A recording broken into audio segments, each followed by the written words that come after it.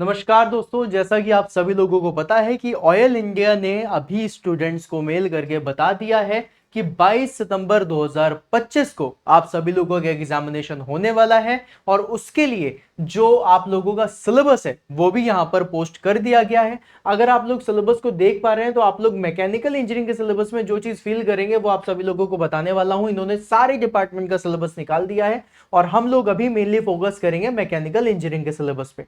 तो आइए चलिए दोस्तों, सबसे पहले सिक्योरिटी गार्ड का भी आया हुआ है, इसमें थोड़ा सा और आगे बढ़ते हैं।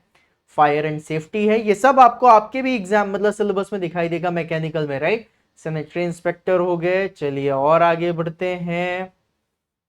ठीक है, ये जो आपको मैकेनिकल इंजीनियरिंग का सिलेबस दिया है इसमें आप देख करके बोलेंगे कि हमसे पूछना क्या चाह रहा है, कहना क्या चाह रहे हैं, है ना। ये सारी चीजें आपको बताते हैं। ओके चलिए आइए, ये यहाँ पे बॉयलर अटेंडेंट हो गए। चलिए और आगे बढ़ते हैं, और ये यहाँ पर है नर्सिंग हो गया। चलिए इसके और आगे हम आएंगे। हाँ जी, हिंदी ट्रांसलेशन हो गया। हिंदी ट्रांसलेशन से थोड़ा सा और आगे डिप्लोमा इन केमिकल इंजीनियरिंग। इससे और आगे चलते हैं और देखते जाइए, सिविल इंजीनियरिंग आ गया।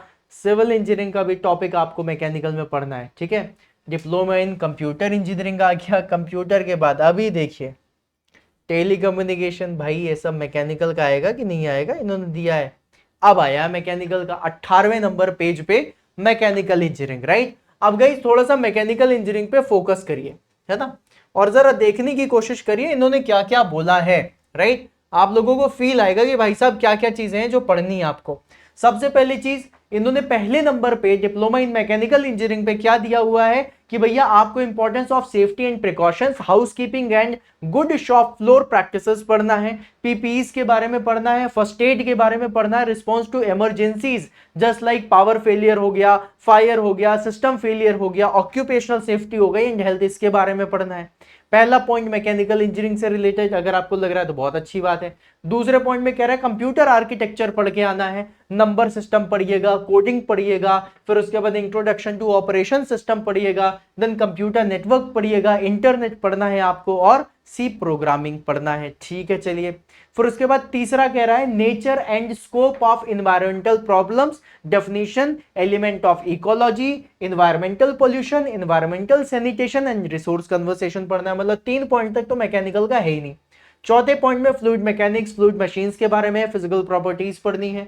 फिर उसके बाद पांचवा पॉइंट देखिए इलेक्ट्रिकल एंड इलेक्ट्रॉनिक्स इंजीनियरिंग पढ़ना, आपको DC network, direct current network पढ़ना है ना, यही होता है शायद DC network. Generator and motor पढ़ना है, एसी का फंडामेंटल पढ़ना है। एसी का फंडामेंटल बेटा एयर कंडीशनिंग का फंडामेंटल नहीं है, ऑल्टरनेटिंग करंट फंडामेंटल्स पढ़ना है, ऑल्टरनेटिंग सर्किट पढ़ना है, ऑल्टरनेटिंग करंट सर्किट पढ़ना है, ट्रांसफार्मर पढ़ना है, सेमीकंडक्टर पढ़ना है, ट्रांजिस्टर पढ़ना है, house wiring and micro processor पढ़ना है। ये आपका मैकेनिकल इंजीनियरिंग का सिलेबस है, ठीक है।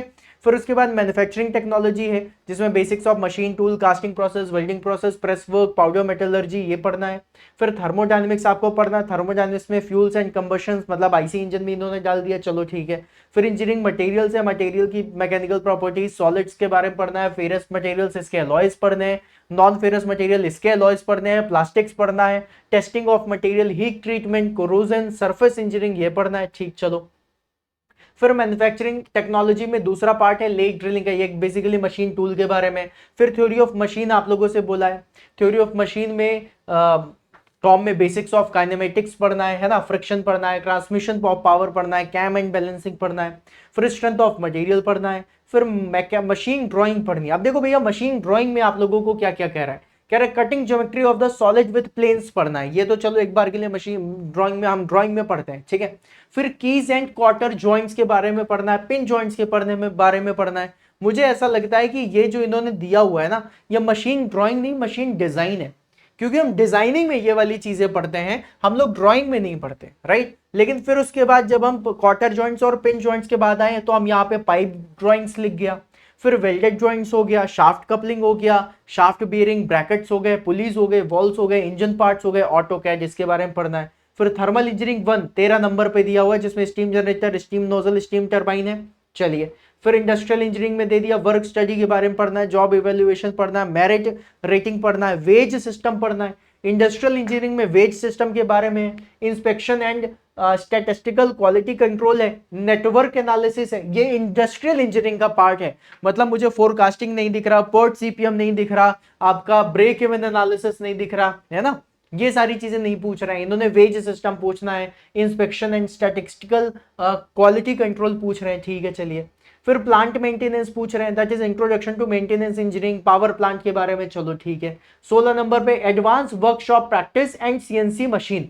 अब इसमें वर्कशॉप के बारे में, सीएनसी मशीन में तो इतना दिया भी नहीं है, ठीक है। इंट्रोडक्शन टू शॉप फ्लोर, ठीक है। फिर safety and security measures inside a tool room, fundamentals of CAM and manual part programming, MPP, right. फिर उसके बाद 17 नंबर पे नॉन कन्वेंशनल एनर्जी है।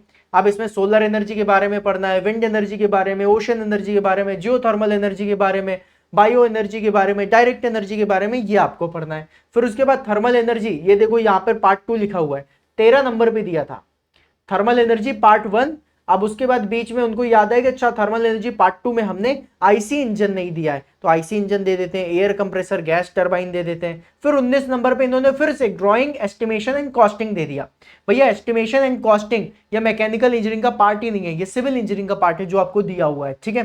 फिर उसके बाद मेट्रोलॉजी दे दिया, मेट्रोलॉजी कॉन्सेप्ट, स्टैंडर्ड्स दे दिया, basic precise and non precise measuring instruments दे दिया, limits, fits, tolerance, gauges, angular measurements, comparators, screw gauges etcetera etcetera, ये सारी चीजें आपको मैकेनिकल इंजीनियरिंग में पढ़नी है। अब देखो गाइस, ये जितनी भी चीजें आप लोगों को दी हैं, जिनमें से आप लोगों ने देखा होगा कि 20 पॉइंट में से 13-14 पॉइंट्स ऐसे हैं जो मैकेनिकल इंजीनियरिंग से डायरेक्टली रिलेट कर रहे हैं, और कुछ 5-6 पॉइंट्स में ऐसे बोलूंगा जो डायरेक्टली रिलेट नहीं कर रहे हैं, राइट। ओके, अब यहां पर ये या तो आप घबरा जाओ कि भैया इस तरीके का सिलेबस आया है, टाइम भी नहीं है, 10 दिन बचे हैं, इतना बड़ा सिलेबस है, कैसे करेंगे। या फिर आप लोगों के पास एक ऑप्शन है, और वो ऑप्शन ये है कि अपने दिमाग को थोड़ा सा शांत रखो और ये सोचो कि बाकी सारे स्टूडेंट्स के लिए भी यही होने वाला है, राइट। इसके अलावा आपसे क्या क्या चीजें हैं जो आपसे बनती हैं, कितनी सारी चीजें हैं जिसमें से बहुत सिंपल सिंपल सी चीजें दी हैं, और इससे सिर्फ 60 क्वेश्चन आने हैं मेरे भाई, राइट। 60 क्वेश्चन आने हैं, बाकी के क्वेश्चन आपके किससे आने हैं, बाकी के क्वेश्चन आपके इससे आने हैं। आओ जरा इस वाले पोर्शन से, ये 40 नंबर का है, ये सिर्फ 40 नंबर का है, जिसमें अर्थमेटिक न्यूमेरिकल एबिलिटी दिया हुआ है, ठीक है। फिर उसके बाद रीजनिंग है, इंग्लिश है और जनरल नॉलेज है। आप लोगों को मैंने ऑयल इंडिया के कुछ क्वेश्चंस करवाए थे, आप लोगों को ऑयल इंडिया के कुछ क्वेश्चंस और करवा दूंगा। अब इस चैनल पे रुको और मैं आप लोगों को इतनी सारी चीजें अभी पढ़ा दूंगा इस 10 दिनों के अंदर कि आप लोगों का पूरा भरपूर हो जाएगा।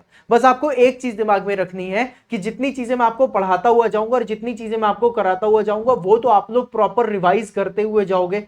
सुबह से रात तक मैं जितनी चीजें मैं आपको कंटेंट दूंगा वो सारी चीजें आप लोग करते हुए जाएंगे, राइट। और जितने भी हमारे ऑयल इंडिया के स्टूडेंट्स हैं, है ना, आप सभी लोगों को मैं बहुत सारा कंटेंट अभी इन सब से रिलेटेड भी देने वाला हूं। जिसके पास मेरी बुक है उसको तो बहुत फायदा होगा मैकेनिकल इंजीनियरिंग के लिए, लेकिन जिसके पास नहीं है मैं उन सभी को बहुत सारा कंटेंट अभी मैं प्रोवाइड करूंगा, राइट। अब अगर मैं इसमें से थोड़ी सी कुछ चीजें पकड़ लूं तो मुझे एक चीज समझ में आ रहा है कि 20 टॉपिक दिए हुए हैं, 60 क्वेश्चन अगर उन्हें पूछने हैं तो मतलब पर टॉपिक से 3 क्वेश्चन ही हो रहे हैं, है ना। तो मतलब अगर देखा जाए तो इसका कट ऑफ भी थोड़ा सा कम जाएगा, और हमारे पास अभी भी मैकेनिकल इंजीनियरिंग से रिलेटेड काफी सारे टॉपिक्स हैं। और इन 60 क्वेश्चन में से अगर आप लोग 45 क्वेश्चन का भी टारगेट बना लो, ठीक है, तो आपका सिलेक्शन बहुत अच्छे से हो सकता है, इसकी गारंटी हो जाएगी टेक्निकल पे। क्योंकि नॉन टेक्निकल पे फिर आपको अब खेलना पड़ेगा। नॉन टेक्निकल को 50% टाइम, तो 50% टाइम आपको इसको देना पड़ेगा और बढ़िया तरीके से तैयारी करनी पड़ेगी। तो अब जितना भी है सब पूरे दिमाग को शांत रखना, क्योंकि अगर दिमाग शांत नहीं हुआ तो मन में घबराहट आएगी, कैसे होगा कैसे नहीं होगा। लेकिन इसमें सिर्फ एक चीज आप समझिएगा कि ये सिर्फ मेरे लिए नहीं है, सबके लिए। जितनी तैयारी मैंने करी उतनी तैयारी बाकी सबने भी करी है। जितना बाकी सबको डर लग रहा होगा उतना डर मुझे भी लग रहा है, लेकिन अगर मैंने अपने डर पे काबू कर लिया तो मैं अच्छा एग्जाम दे सकता हूं। क्योंकि ये डिपेंड नहीं करेगा आपको कितना बनता है एग्जामिनेशन सेंटर पे, डिपेंड ये करेगा कि जितना आपने पढ़ा है आप उतना मतलब एक्सप्लेन कर पा रहे हो, आप उससे क्वेश्चन कर पा रहे हो कि नहीं।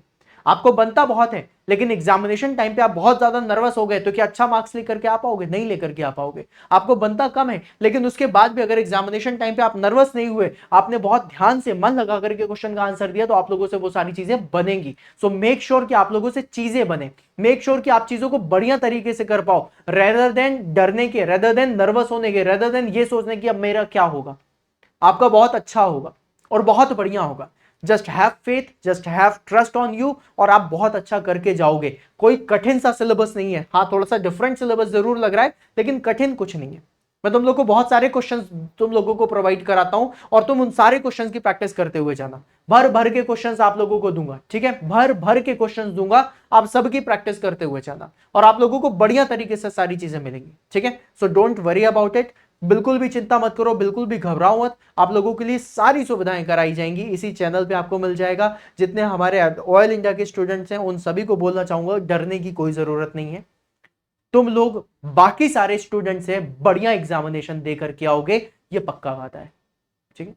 तो घबराओ मत बिल्कुल भी, एंड बस अब बिल्कुल जोरों शोरों से लगना है, अभी चिल होकर के आराम से सोना है, क्योंकि कल सुबह से अपनी कहानी बढ़िया वाली शुरू होगी, ठीक है। तो चलिए दोस्तों, मिलते हैं फिर अपन नेक्स्ट सेशन में, एंड बस अब लग जाओ तैयारी पे, है ना। इसी चैनल पे मिलेंगे, इसी चैनल पे तगड़ी वाली तैयारी करेंगे और कल से ही तैयारी शुरू होगी, ठीक है। चलो बाय बाय गाइस।